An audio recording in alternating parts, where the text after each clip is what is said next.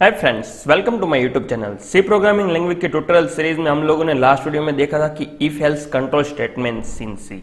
आज की इस वीडियो में हम लोग देखने वाले हैं switch case control statement in C. उसका यूज कैसे करते हैं, उसका सिंटेक्स क्या रहता है, एंड हम लोग एक प्रोग्राम भी लिखने वाले हैं स्विच केस के ऊपर। So let's get start.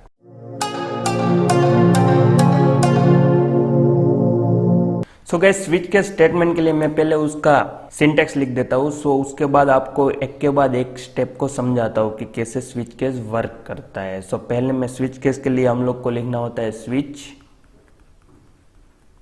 In bracket expression और variable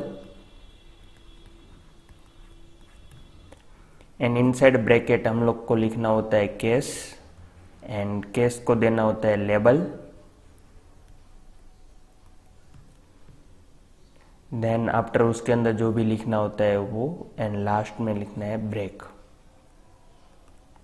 similarly another case label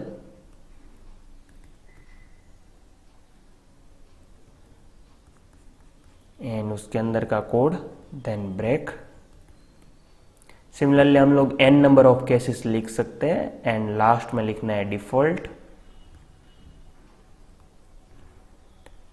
and statements and end the break.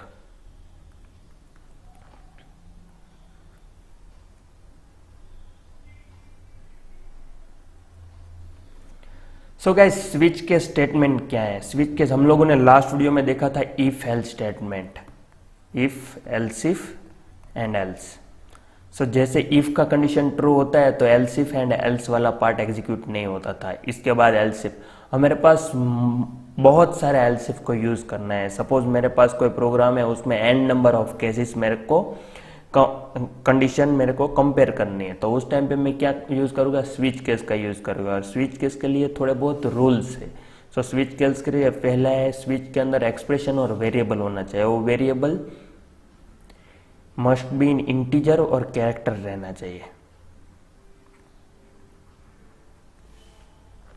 उसके बाद रियल नंबर, सपोज मैं यहाँ पे फ्लोट लिख दूँ तो float will not be acceptable. So real number except नहीं होगा।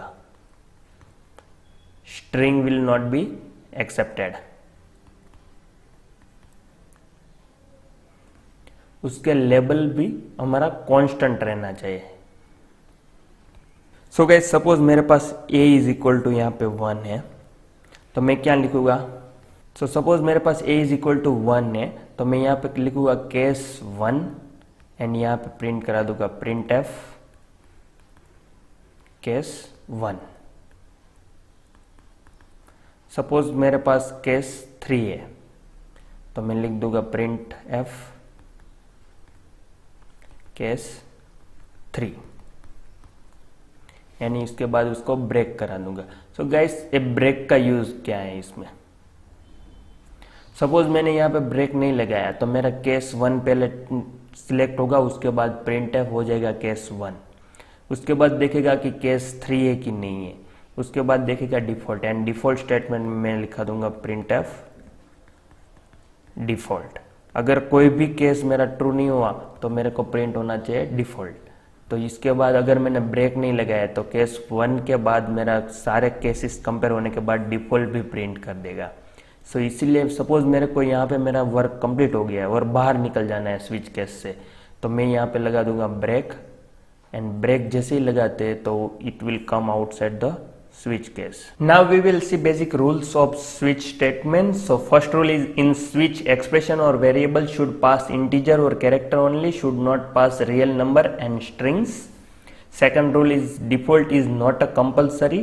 डिफॉल्ट अगर लगाएंगे तो फिर हम लोग के लिए अच्छा रहेगा कि हम लोग ने जो स्टेटमेंट दिया है वो इसके अंदर स्विच के अंदर रहे कि नहीं है, वो देखने के लिए हम लोग डिफॉल्ट लगाते हैं। अगर हम लोगों ने डिफॉल्ट नहीं लगाया है फिर भी हमारा कोड एग्जीक्यूट हो जाएगा। And level should be constant, so it should be integer and character form only. And break is not compulsory. So अगर हमने ब्रेक नहीं लगाया तो हम लोग का नेक्स्ट वाला स्टेटमेंट कंपेयर होना स्टार्ट रहेगा। जब तक वो एंड नहीं होगा तब तक। इसीलिए हम लोगों ने अगर एक बार ब्रेक लगाया तो वहाँ से वो बाहर डायरेक्टली निकल जाएगा स्विच से। And case must come inside the switch, so switch के अंदर ही कंपलसरी केस रहता है, आउटसाइड नहीं रहता है। This is the basic rules of switch case statement. So guys, now we will move to the VS code and we will do a 2 different program and I give you a guarantee you will be a master in switch case statement. So guys, यहाँ पे मैं एक switch case dot C नाम का एक file बना लेता हूँ, स्विच डॉट सी। सो उसके अंदर लिख देते हैं हम लोग बेसिक सिंटेक्स।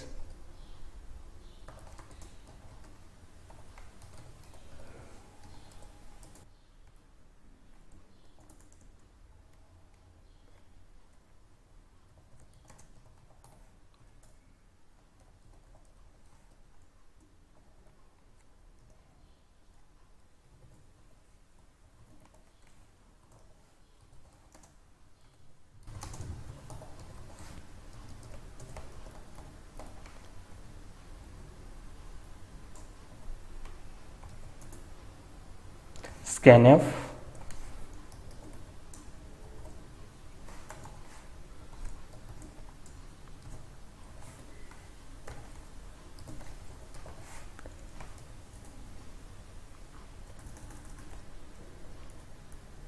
यहाँ पे मैं लिख देता हूँ switch number,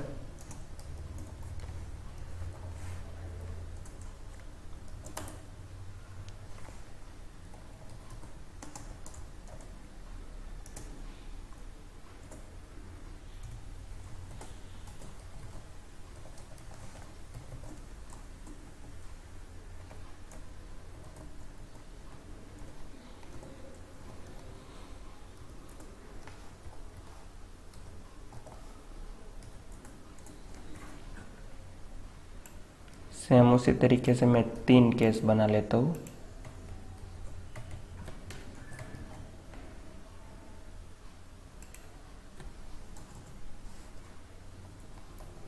case 2, printf 2, case 3, printf 3, and at the end default,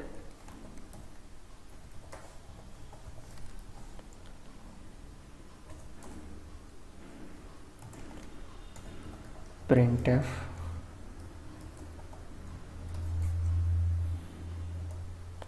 default.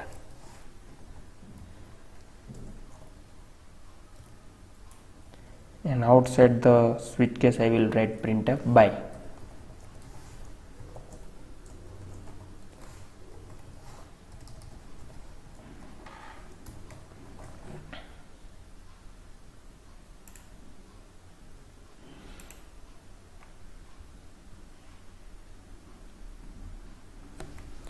gcc switch.c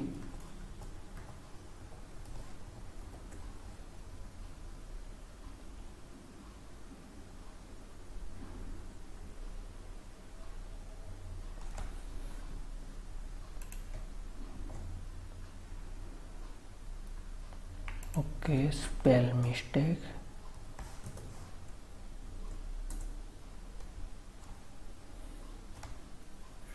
./a.exe, enter the number 1, so it will print a 1, and by, suppose I enter 6, so it will print default and by.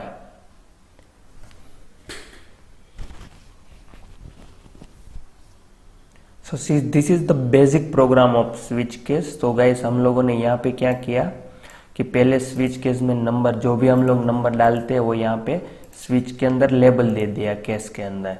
सो अगर मैंने यहाँ पे break नहीं लगाया, suppose I will remove this break, तो यहाँ पे क्या होगा, I have to gcc switch.c.exe,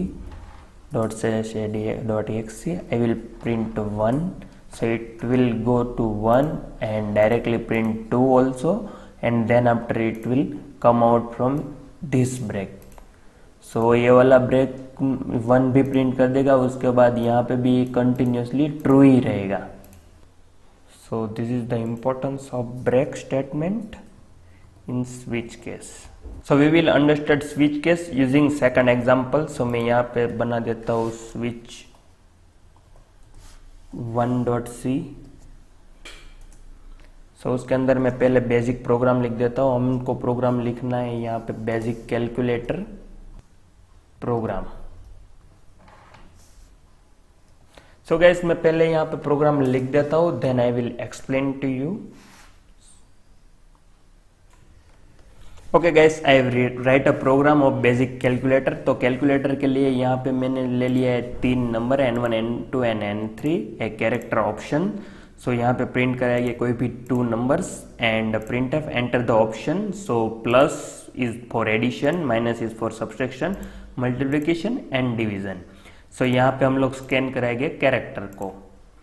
so character suppose मैंने प्लस किया यहाँ पे, तो यहाँ पे आएगा case plus and n3 is equal to n1 plus n2 and addition, like that way subtraction, multiplication and division. So let's run this program. So guys यहाँ पे एक चीज हम लोग को ध्यान में रखनी है। So I will run this program and I will explain what is that the problem. So enter number 1 is the 10 and 2 second number is the 20 and my program is not run and directly come out the terminal। So guys यहाँ पे क्या हुआ कि whenever हम लोग को scan कराते हैं कैरेक्टर को कोई भी अदर डेटा टाइप के बाद में, तब हम लोग को यहाँ पे स्पेस लगानी कंपलसरी है। अगर हमने स्पेस नहीं लगाई तो यहाँ से प्रोग्राम हमारा टर्मिनेट हो जाता है। So now this gcc switch 1.c ./a.exe, my number is 10 and 20 and I will do addition, so it will give a 30. Suppose I will do 30 plus 10. So multiplication of these two numbers 30 and 10 is 300. So like that way we will make calculator using option from the users। So guys, this is your today's task। Number is oval or not, a, e, i, o, u is coming in the oval, so we have to find using switch case and if else both way। This is your hint, if ch is equal to small a or capital A, like that way a, e, i, o, u you can use in if statement, and switch case also you can use and print this number, enter number is oval or not। This is your today's task। So see you soon in next video।